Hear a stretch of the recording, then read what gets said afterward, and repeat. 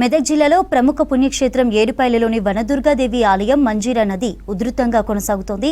ఆలయం ముందు ధ్వజస్తంభం చుట్టూ ఉన్న రేకుల మండపం వరద ప్రవాహానికి కొట్టుకుపోయింది. వరద తగ్గకపోవడంతో రాజగోపురంలో ఉత్సవ విగ్రహానికి పూజలు చేస్తున్నారు. భక్తులు మంజీరా నదిలోకి దిగొద్దని సూచించారు పోలీసులు.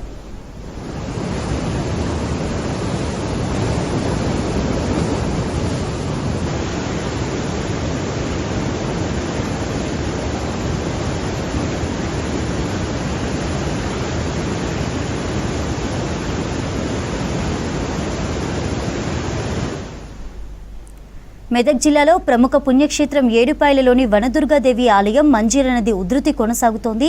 ఆలయం ముందు ధ్వజస్తంభం చుట్టూ ఉన్న రేకుల మండపం వరద ప్రవాహానికి కొట్టుకుపోయింది. వరద తగ్గకపోవడంతో రాజగోపురంలో ఉత్సవ విగ్రహానికి పూజలు చేస్తున్నారు. భక్తులు మంజీరా నదిలోకి దిగొద్దని సూచించారు పోలీసులు.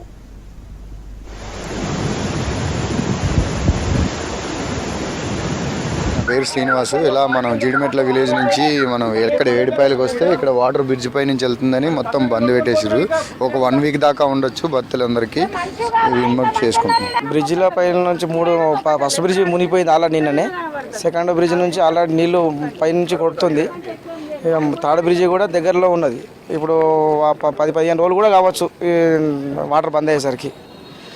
ఇప్పుడు దర్శనానికి కూడా బంద్ ఉన్నది. అమ్మవారు ఇప్పుడు 40-42 రోజుల దాకా అయింది. ఇప్పుడు దర్శనం బంద్ ఉండి ఆల్రెడీ గోపురంలో నడుస్తుంది. ఇప్పుడు పోలీసు బందోబస్తు ఇక్కడనే ఆపేస్తారు, లోపలికి పోనిస్తలేరు.